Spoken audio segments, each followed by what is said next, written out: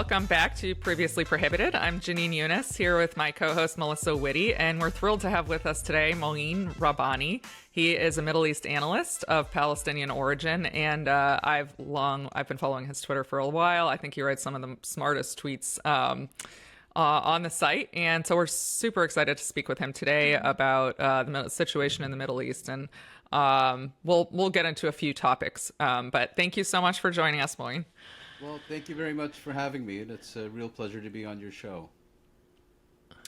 Yes, we were so excited when we heard that you would come on. So we want to talk about all of the things going on in the Middle East. It's been a couple days. We're recording this on Friday. It'll probably get released on Sunday. But of course, the U.S. has been consumed with the news of Charlie Kirk's assassination on Wednesday. So everything that's been going on, which has been a lot in the Middle East, right? It's just kind of taken this back seat. And everything is just getting so much worse, right? Of course, the Israelis never allow a catastrophe to go to waste, right? They've really kicked it up. And we saw yesterday where they took, I believe it was 1,500 men prisoner in the West Bank. They just did like a massive roundup.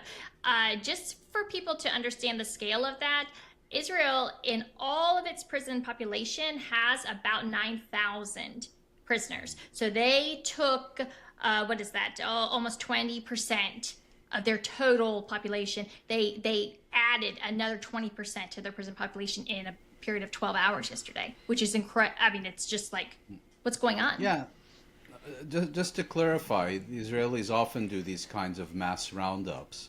It's unclear how many of these people were then actually transferred to its prison system, and how many were just, beaten up, humiliated, and let go. So it's unclear what exactly happened with those people. But I think, the more important point is that these mass roundups have become a fixture of Israeli policy, and Israel has one of the highest incarceration rates of virtually any colonial regime during the past century. I mean, prison has become almost a rite of passage for Palestinians, and is increasingly becoming so for children as well. Yeah, I often speak of my own family on the show. And I have one of my cousin's husbands is in administrative detention. He's been held for over a year, and they just, they can just keep renewing it. He doesn't know what he's charged with. They haven't told him. My dad said he got information that he hasn't seen anyone in his family, but he does see his lawyer. He's seen his lawyer 2 or 3 times. And apparently they beat them up after they see their lawyers to discourage them from visiting with their lawyers. It's really heinous circumstances. Yeah, and in many cases, prisoners are also threatened or abused before they meet with their lawyers, so that they don't transmit information about their treatment to their lawyers that could then be used to incriminate the Israeli authorities. There was several cases of that regarding, in this case, people abducted by the Israeli military in the Gaza Strip during the Gaza genocide in the past 2 years. And in fact, recently there was a lengthy article in the Israeli magazine, Plus 972, by the award-winning filmmaker and investigative journalist Yuval Abraham, in which it emerged that something like only a quarter of the prisoners seized in the Gaza Strip since October 2023 are classified by the Israeli authorities themselves as fighters.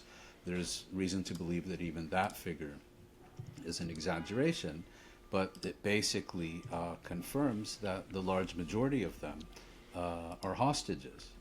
And among those being held, there's, for example, an 80-year-old woman with Alzheimer's, all kinds of, horrible incarceration conditions.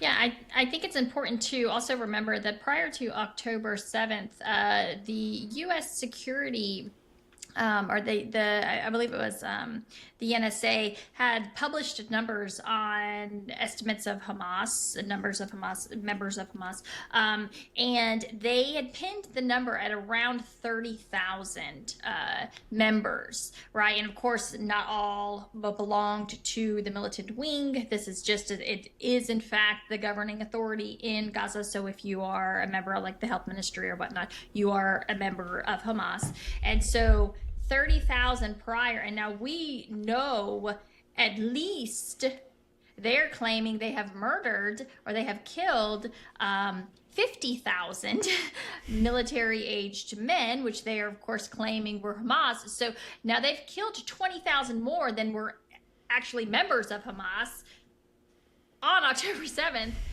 and there's no end in sight, right? So, No, I don't believe there is. I mean, a lot of it also depends what constitutes a member of Hamas. Is it a member of the movement? Is it a member of the military wing of that movement, the Qassam brigades? Are people who work in any government agency in the Gaza Strip assumed to be Hamas, even if they're not members of the organization, or can even be members of a different organization? So the definition is kind of very fluid and is often adapted to suit the circumstances. So, for example, when Israel resumed its genocidal military offensive in the Gaza Strip in March of this year, it began very deliberately targeting governmental agencies, the kind of remaining officials and agencies that could help ensure some semblance of law and order, of social cohesion, and so on. We're not just policemen, but also officials in the various ministries and agencies. And of course, it was also always presented as, this is Hamas, that's Hamas, everything's Hamas. But many of these people, as in similar situations elsewhere, are just public servants. Sure, the senior leadership of these ministries and organizations are appointed by Hamas and are often members of Hamas as well. But those working under them may or may not be, are often just basically ordinary civilians who are working as teachers, as policemen, as medical workers, and so on. But it's very convenient. Right. Bomb whatever you want, kill whoever you want, and then when questions are asked, there's a one-word explanation for everything: Hamas. Hamas. right. I mean, yeah, if they can say Miss Rachel is Hamas, I guess. But yes, and it's they sort of in a very clever way managed to sort of equate it with like Nazism, and I don't even want to get into the comparison there, which Mel doesn't like. So yeah, but you just say Hamas, and everybody, if somebody was Hamas, then no, you can't ask any questions. That's it. They deserve to be killed, which is. And if you do ask questions, then either you're Hamas or you're pro-Hamas or you're trying to advance the agenda of Hamas. They've been very effective in this campaign of vilification that seeks to demonize and smear anyone who is not 100% loyal. 99% loyalty is treason. And if you raise questions, and even more if you criticize, let alone condemn, that means you're in league with the unspeakable enemy, and you are part of that enemy, and you're seeking to promote their agenda. I mean, it's, I can't think of a similar situation where anyone who was not fully on board with a policy, and let's just put aside for a moment what that policy is and whether or not you agree with it, but anyone who is not fully on board is the enemy. Yeah. It's cult-like, right? Yeah. Yes. And it's ironic because, military service is mandatory in Israel except for the extremely religious people. So literally everybody is the IDF, which has been committing war crimes left and right. But we don't just accept that, if Israelis are killed, that, they're IDF. So. It's very frustrating. I know. I was actually asking questions about the Charlie Kirk, the man they apprehended this morning, and I got accused of being an anti-Semite, and it didn't make any sense. I was like, there are literally no Jews involved in this story whatsoever. What is going on here? But no, yeah, it is. Do not ask any. You can ask questions, of course, but they must be in support of the goals of the Zionist government, the Zionist movement, right? So you can ask questions attacking the opponent, but that's it. Yeah, and the anti-Semitism charge is, of course, very interesting because it's viewed as the most pernicious form of discrimination and persecution, particularly, in light of the Holocaust, the German Holocaust during the Second World War. And I think it's the Israeli historian Ilan Pappé who said, anti-Semitism used to be someone who hates Jews, and now it's become someone Israel doesn't like. But the larger purpose of the charge is basically to be able to dismiss any critics as not operating out of legitimate motives. In other words, it's not because of the dismembered dead children I'm seeing on my television screen that I'm raising questions. It's because I hate Jews, Right. It's not because I have questions about whether this is really serving U.S. national interests or undermining them. No, the only reason I'm raising these questions is because I hate Jews. There are no legitimate grievances that Palestinians can possibly have because their only motivation is Jew hatred. Whereas, if those who were doing this were Sikhs or Buddhists or even other Muslims, I think the Palestinian response would be more or less identical. But again, it's trying to constantly portray critics and opponents as being motivated by an agenda that has absolutely nothing to do with the realities that is causing them to ask questions, to express criticism or condemnation. Yeah. I had my own run-in on Twitter. I hope you didn't see it. Last week, this has happened to me a few times, but I sort of dashed off a tweet. I mean, I wasn't the smartest thing in the world, but I just compared Bari Weiss to Goebbels. And it got picked up by huge Zionist accounts, and this Stop Anti-Semitism account created a whole profile of me saying I'd caused extreme harm to the Jewish people with this analogy. And I'm not, of course. You should try sounding a bit more rational, It's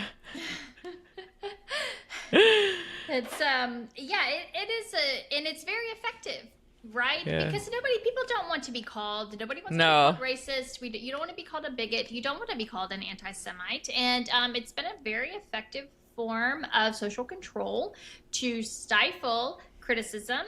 And even to this day, shockingly, I feel like it's so worn out, it's so ridiculous, and yet it still is effective.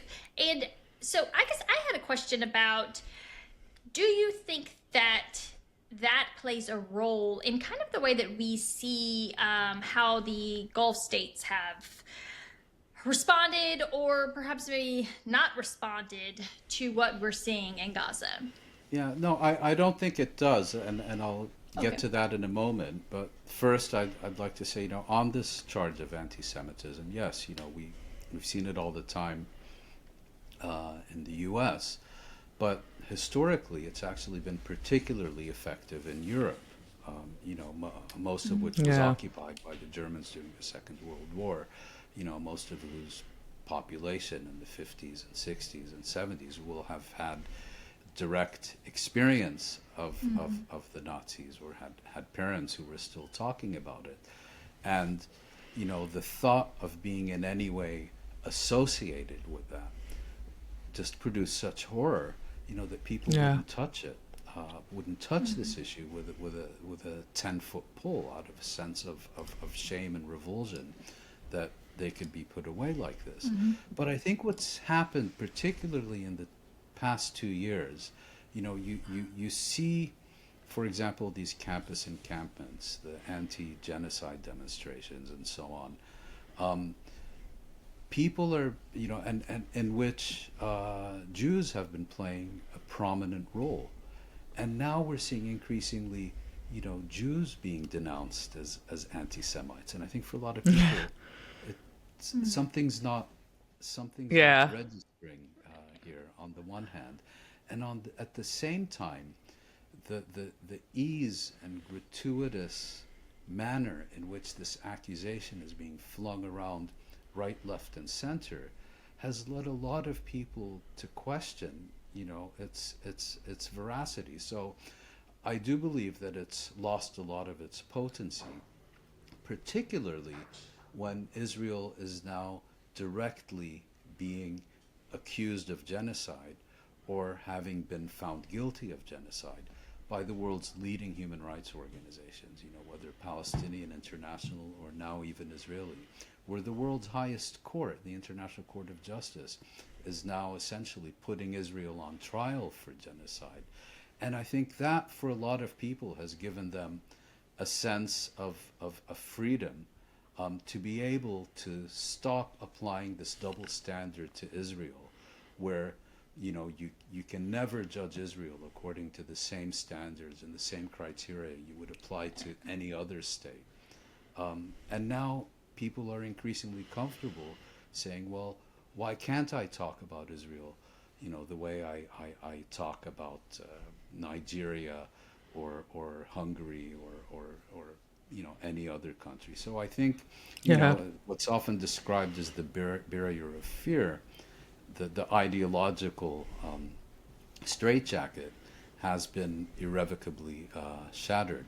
Now, turning to the Arab states, a lot of people have noted correctly that the Arab states have essentially played the role of inert spectators during the Gaza genocide to a much greater extent than they have previously, at a time when Israel's conduct towards the Palestinians has reached unprecedented levels of not only violence and brutality, but of really callous and gratuitous violence and brutality. And I think there's a number of explanations for this. First of all, I think, as in many other parts of the world, the chasm between ruler and ruled in the Middle East has really increased in recent decades. You have increasingly narrow elites ruling over populations for which they increasingly don't feel a need to take public opinion into account. That's one factor. Another factor is that these governments have become much more enmeshed than they previously were in kind of the system of alliances built by the United States, in which Israel is a key regional component. So now you have many Arab states having either formal relations with Israel and an increasingly deep network of political, military, economic, and security ties, or there's a growing web of informal relationships. The third factor is that, as you know, there's been a process of upheaval throughout the Arab world, or in much of the Arab world, since 2010, 2011. And that has largely successfully been put down. And I think one of the impacts that has had on ruling elites in much of the Arab world is that they feel they need to be even more repressive of public opinion. They need to demonstrate that they hold public views in total contempt, or will not allow the public to express itself in any way. Because if they do, there's always been this fear among Arab governments. You let people demonstrate in the streets about Palestine, and before you know it, they'll be at the doorstep of the Interior Yeah. Ministry calling for the downfall of the regime. Right. And I think that fear has really been amplified during the past decade, and therefore there's a view, you shouldn't allow anything to happen lest it come home to bite them, so to speak. So that, I think, is the general background. But at the same time, we're now seeing some interesting dynamics. I mean, what we've had during the past 2 years is Arab governments, on the whole, being quite content to play the role of inert spectator while Israel is slaughtering Palestinians within their own homeland.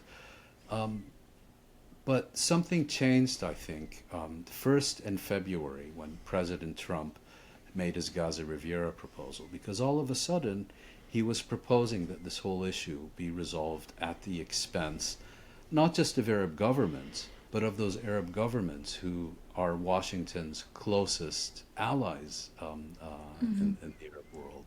And this is not something they can cooperate with, because it forms a direct threat to their national security. It forms a direct threat to their domestic stability, and will wipe out whatever remains of their legitimacy. And what you saw this time was Arab governments, individually and collectively and unanimously and publicly and quite loudly, not only objecting to this proposal, but categorically rejecting it. Then you had the whole issue with the war against Iran. Now, there's no love lost between many of these Arab states, particularly the conservative Gulf states, and Iran. And during the first Trump administration, many of these governments were actively encouraging Trump's policy of unilaterally renouncing the Iranian nuclear agreement and replacing it with a policy of maximum pressure, as it was called.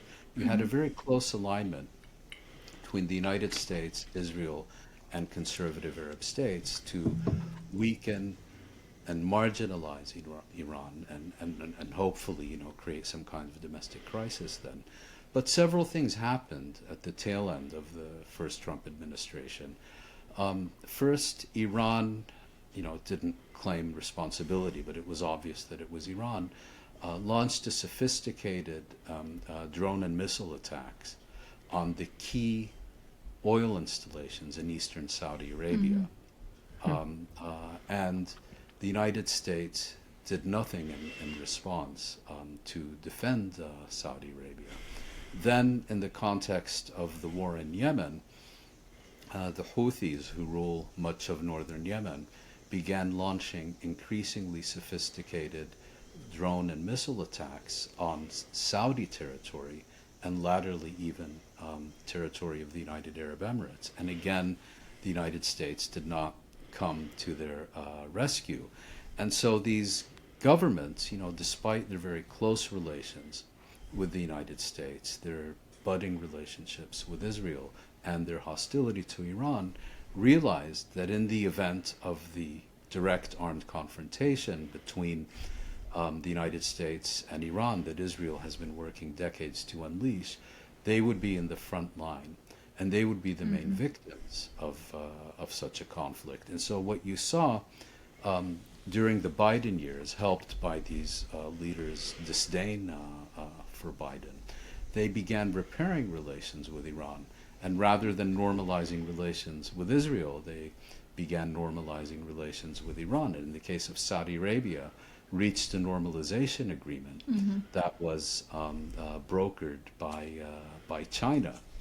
Right. And so when the second Trump administration came into power, they were actually encouraging the White House to pursue the negotiations that were going on, rather than, as in the first Trump administration, to break them off.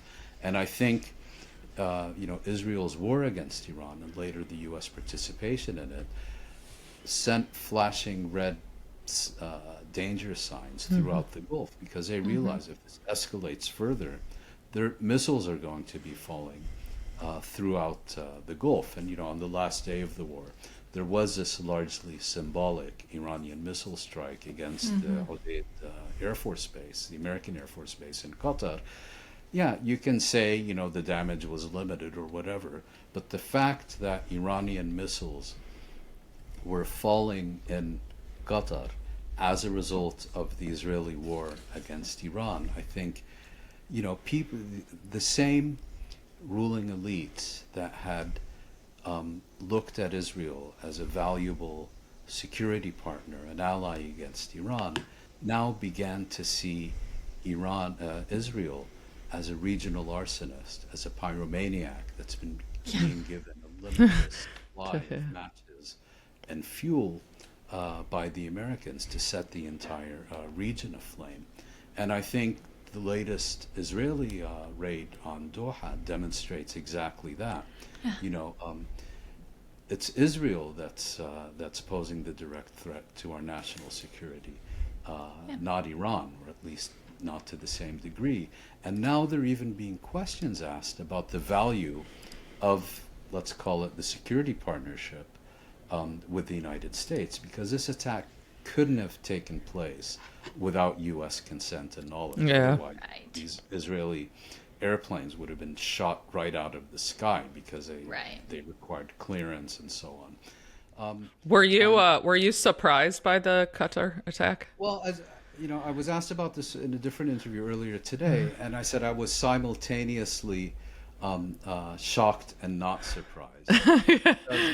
On the one hand, we're all just waiting for the next brazen Israeli act to set the region aflame. So in that sense, we're not surprised. But we also don't know where, when, and how. So in that sense, it came as a bit of a shock. And it's worth recalling, Israel's defense of this attack is that Hamas is hosting, the leadership of, is that Qatar is hosting the leadership of Hamas, which Israel has designated as a terrorist organization. Well, the way that Hamas ended up in Qatar is after it was expelled from Jordan in 2001, 2002, it established its headquarters in Damascus.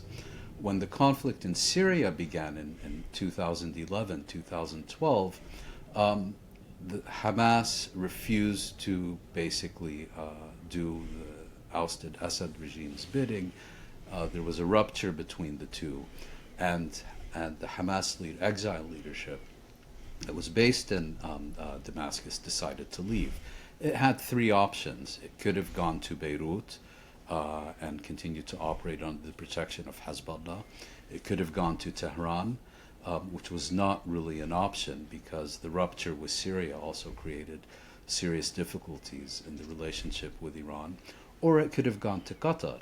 And the Qataris actually received the Hamas exiled leadership only after receiving authorization to do so from not only the Americans, but also the Israelis, because the Americans and the Israelis thought it was better to have them, housed by an ally than by an adversary, and that this way there would be a reliable channel of communications. Secondly, when Qatar began mediating its efforts to mediate a ceasefire between Israel and Hamas, it sought explicit U.S. assurances that Israel would not attack the Hamas leaders who were on Qatari soil. I think at the time they were more concerned about assassinations rather than 10 Israeli Air Force planes dropping bombs on the residential quarter of their capital. And they received those assurances. They received American assurances that Israel would not do precisely what it just did. So this was a bombing of a residential quarter in a capital city of, let's call it a neutral country. Now imagine if, for example, Iran, which considers the MEK a terrorist organization and whose headquarters are now in Tirana, the capital of Albania, sent a bombing raid over Tirana's skies, or if Turkey, which considers the Kurdish PKK to be a terrorist organization, starts bombing various European cities where these where important members of this group are based. It's just the idea is just absurd, But when it's Israel, Right. different standards apply, and we have to accept and support what we would never countenance in any other situation. But the last point I wanted to make is, from the perspective of these Gulf leaders, the value of the alliance with the United States is that it will ensure that there are no foreign threats or foreign aggression on their territory, and ultimately, if push comes to shove, that Washington will step in to ensure the survival of their autocratic regimes. The deal is not you defend us against Iran, but we're fine with Israel bombing us. It's you make sure neither. And now Qatar has been bombed twice, once by Iran, but much more seriously now by Israel. And the problem for these regimes is that they have seen the U.S. actively colluding with Israel to bomb them. And so, questions are being asked, now what do we need to do to get this regional arsonist to put down the fuel and put away the matches? Yeah. And what can we do? Because it seems as though no one has the power to make them do that, right? I mean, I try not to make too many excuses because the U.S. does have the power. We absolutely do. We can cut the bombs off right now. It takes a single phone call, literally. Exactly. Yeah. And we have seen a total unwillingness to do that, first from Biden and now from Trump. And so what's it going to take?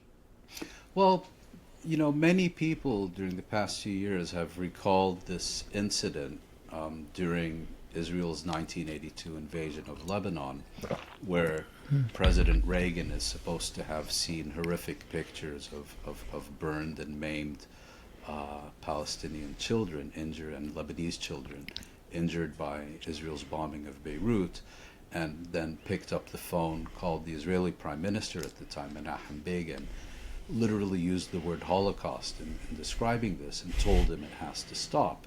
And Begin, of course, got all high and mighty and sanctimonious, but within 24 hours, the bombing stopped.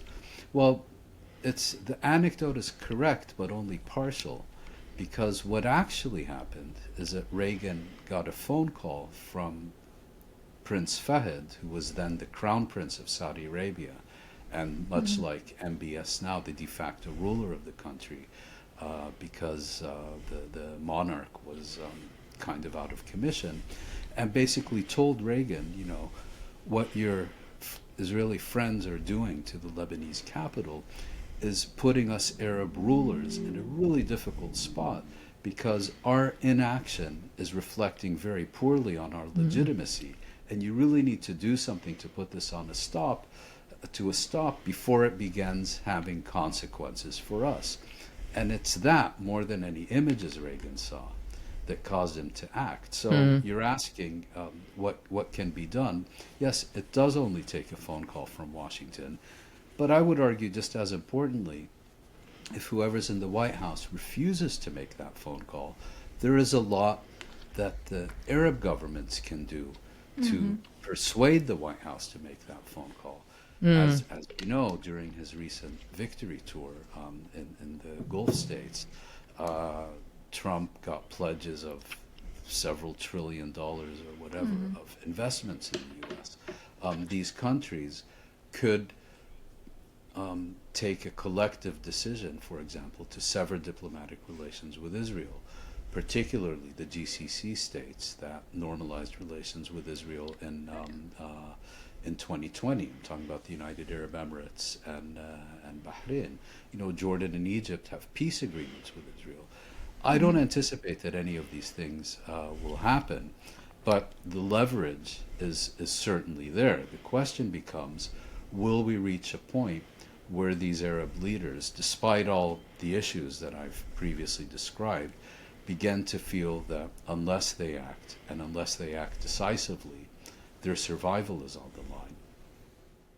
Well, I mean, if they haven't by now, I'm not sure what would make them think that. Like, I mean, what's happened to the Palestinians in Gaza is so, like, what would, I mean, I can't think of anything. I guess if they literally tried to drive them out, but they're already doing that.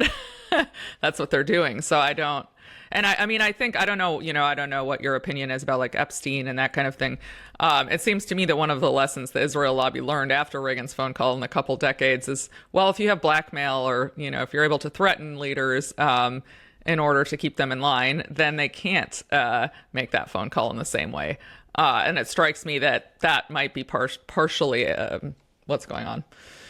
Look, I'm sure, Israel has a lot of dirt on a lot of key politicians and other prominent officials in these countries we're talking about. I'm also sure, that the Americans have dirt on Israeli leaders, and I'm sure these factors play a role, with this or that individual. I think the larger problem here is not one of the tail wagging the dog. I think the real problem is the dog wagging the tail. In other words, when during the war against Iran, the German Chancellor Friedrich Merz basically said, Israel is doing our dirty work. I believe him. When you see all these Western leaders and politicians saying not only we stand with Israel and we support it, but that Israel is fighting on our behalf. I don't think they're saying that because they're being blackmailed. I think they're saying that out of genuine conviction. Of course, we can have a conversation about whether their perceptions are right or ridiculous, and that's a conversation we should be having. But the point I would make is that ridiculous. Yeah, I'll go. fair enough. But the more important point is that these leaders, on the whole, genuinely believe that Israel is promoting their interests in the Middle East and that they're supporting it because, from their perspective, it is doing their dirty work very, very effectively. Now, of course, you and I can say that's completely ridiculous, but I don't think the German Chancellor expressed the view that Israel is doing our dirty work, because of some nasty pictures that Mossad has about him. I think that what we've seen, especially over the last couple decades, is a pretty solid and steady degradation in terms of candidate quality in our politicians, right? They are often very simple-minded. They're, I won't say they're stupid per se, but they're often not very sharp. And they seem and to ignorant, be, very right, ignorant. They seem to be very comfortable repeating whatever lines they're told to repeat, right? And so we get this. There's a platter of platitudes that they're allowed to pick from, and then they have their favorite ones. Each one of them does. But what I've just noticed is that when you challenge them, like per se, like Ted Cruz, Tucker Carlson had him on, and when he actually challenged him on interview. It was, yeah, and they were very simple things, and he just, and again, Ted Cruz is not dumb. He's not. He is actually very. He's not dumb, but at the same time, it was bizarre to watch him squirm as if he had never even considered any of this. I don't think he thought. had, because they're so used to never being pushed. They just say, Israel's our greatest ally, and the Bible tells us we should love Israel, and they're never questioned. Little red book of cliches. Yeah. Drop them out, but they've, like you said, they've never been challenged. Sorry, did I interrupt you? No. I don't think so. So I think this is a really interesting issue because, traditionally the mainstay of U.S. support for Israel, at least at the congressional level, it wasn't the conservative Republicans. It was the liberal Democrats. Right. You go back to the 70s and 80s. It was a Ted Kennedy's. It was a Tip O'Neill's. The leaders of the liberal Democratic factions within within Congress that were Israel's strongest supporters. The Republicans tended to be identified less with Israel and more with what is called the oil lobby, and were perceived as people who were, let's say, paid greater attention to Arab concerns because they were worried about the consequences of, for example, another oil boycott and so on. Then that began to change, I think, particularly with Reagan and after, where you kind of had a solid bipartisan, Pyongyang Central Committee type, full-throated support for Israel. And from my perspective, Israel's most powerful weapon it has had in its entire history, they're not the bombs and missiles and advanced aircraft that it got from the United States. It's not the nuclear weapons program that it got from France. Its most powerful weapon in its entire history has been the solid bipartisan consensus that it has enjoyed in the U.S. Congress. And Right. what I find inexplicable is that in recent decades, and particularly under Netanyahu, Israel and the faction of American politicians, each for their own reasons, have sought to transform Israel from an issue of bipartisan consensus into a partisan issue in U.S. politics. And this has been, in my view, extraordinarily damaging to Israel. I mean, you take these recent resolutions, okay, they failed, but to impose even a partial arms embargo on Israel, 10 years ago, if you would have told me that this was going to happen in Congress, I would have sent you for psychiatric evaluation. And now, it's considered legitimate. So the problem for Israel is, yes, it is the most powerful military force in the Middle East. It has extraordinary influence in the United States and in U.S. politics at the local and national level. But it is experiencing, I think, massive and irreversible losses that are going to have strategic consequences for Israel in the years ahead.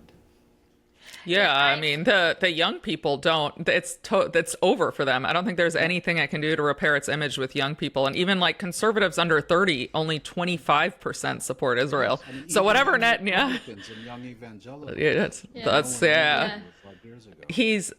Whatever Netanyahu's thinking, it's not long term. I guess he's just worried about putting off his trial or whatever. But it's just stunning short-sightedness, even if all you care about is Israel. It does worry me though, because it does seem for a country that has seemingly always been playing the long game, this does seem very short-sighted. Yes. And so it does worry me a bit that maybe it's us who can't see. Maybe it's us who are thinking short-sighted.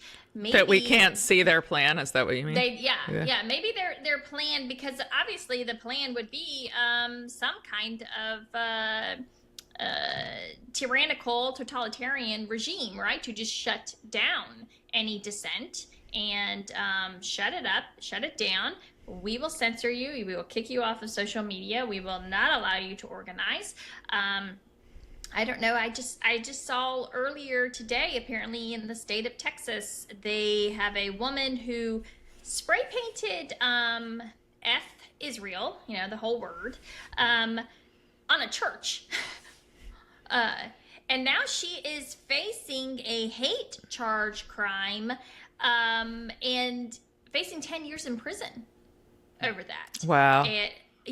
So if you spray paint, which obviously that is vandalism, you can't go do things like that. But 10 years in prison is a little a little stiff. Yeah, right. And it's obviously a political message that she's sending. She's a Muslim woman. she hates Israel, and which she has every right to do. But I do think that obviously they are trying to send a message in, this is in I think it's like Tyrone County that they're doing it in. So we would consider, 10 years in prison for just, spray painting F Israel on a building. That's tyrannical, right? It's And what's so interesting about this, obviously, people are losing jobs, people are losing careers, people are being sent to the Louisiana Gulag and so on, as a result of saying things about Israel that would be considered perfectly acceptable freedom of speech if they were said about the United States. Imagine. Yeah. You can get up in Times Square in New York, and loudly call for the destruction of the United States. Yeah. And the only thing that's going to be said about you is that, this is maybe not the best way to exercise your First Amendment rights. Yeah. Right. If you say the same thing about a particular foreign government, Israel, you've committed a criminal offense, and Yeah. get used to Cajun cuisine. But what's interesting about this is that, ironically, it also shows that Israel has irreversibly lost the battle for the hearts and minds of public opinion in the United States. Because when you have to resort to these kinds of measures of criminalizing, of repressing, and so on, it means you've lost the argument. And this is really the only weapon you have left in your arsenal. Yeah.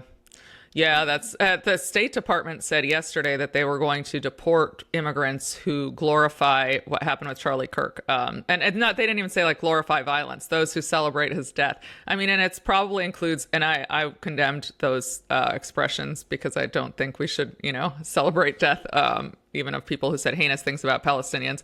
But a lot of the people who probably did say things about him are probably Arabs and Muslims because, he said pretty disgusting things about them. So, again, it's just another way to get, the idea that people can't say on social media, Charlie Kirk got what he deserved is crazy. And I think it also ends up going back to this whole, that it is ultimately about protecting Israel because these are the people they see as Israel's critics. Well, again, this isn't an issue I've been following particularly closely, but I would say that the manner in which Palestine and criticism of Israel has been such a huge focus of campaigns to, beginning, of course, with the Biden administration, to repress free speech, to break up organizations, to fire people, and so on. I think it should be seen as a tip of the spear, that there's a larger agenda at play here, and Palestine was perceived to be the weakest link. So if you can set precedents, about what is acceptable and what is tolerable and what is legal in terms of making it a criminal offense for people to speak out on Palestine, well, then you can very easily start applying these same methods to any number of other issues. Yeah, and I think it's important to note that this sort of censorship scheme, both the formal and informal, it's really been in place for a long time. Like there have been these laws prohibiting boycotts, you can't receive state funds. Yeah. And when I was growing up, my dad would always tell me stories about his life under the occupation and then be like, but don't repeat this because they'll make sure you don't get a job. They, if they think that you're anti-Israel. So I was sort of raised with the idea, you have to be careful. You can criticize Israel privately, but not publicly. Yeah. And I think it just wasn't enough of a threat to them, right? Like they had the Bible. Most people weren't that interested in the issue. Very few people knew about it. So they didn't need to go, make these very public and extreme measures, but it still was, You don't say the word Palestine in polite company. Yeah, exactly. And there was Steven Saleta and Norman Finkelstein who lost their tenured positions. It was clear that if you were loud and outspoken about Palestine and especially if you made cogent arguments, that you would have your career ruined. Yeah. Which is really nuts if you stop and really just think about that. Yeah. It's, again, we pride ourselves on these Western values of free speech and whatnot, and free exchange of ideas and everything. And there is just this, and I'm sure if you've dealt with it your whole life, like Jenin, you were told your whole life, you get it and you kind of just accept this is the way it is. But if you have been privileged enough to get to ignore it for most of your life, and then you see it like me, and you're like, it's very jarring how there's this giant black spot that you do not go near, do not touch it, and if you do, will ruin your life. And I think, to come into your late 30s and finally realize, hold up, this is like a thing I'm just not, what do you mean I'm not allowed to talk about it? Like, what do you mean? And for me, it's like, well, no, I need to touch it. I'm like the little kid that tell me not to touch it, and I'm going to touch it, Well, I'll give you an example. I did my undergraduate degree at Tufts University in Massachusetts. And I was invited to speak there to a course which, when it was first offered, I was a student the first year that course was offered, and it has since developed into a center in its own right and so on. I was invited to give a talk there, and then 2 days before, this organization, which appears to be composed of ghosts because no one knows who's in it, which calls itself Tufts Against Antisemitism, began lobbying the presidency of the university and the funder of this particular center, and I was disinvited.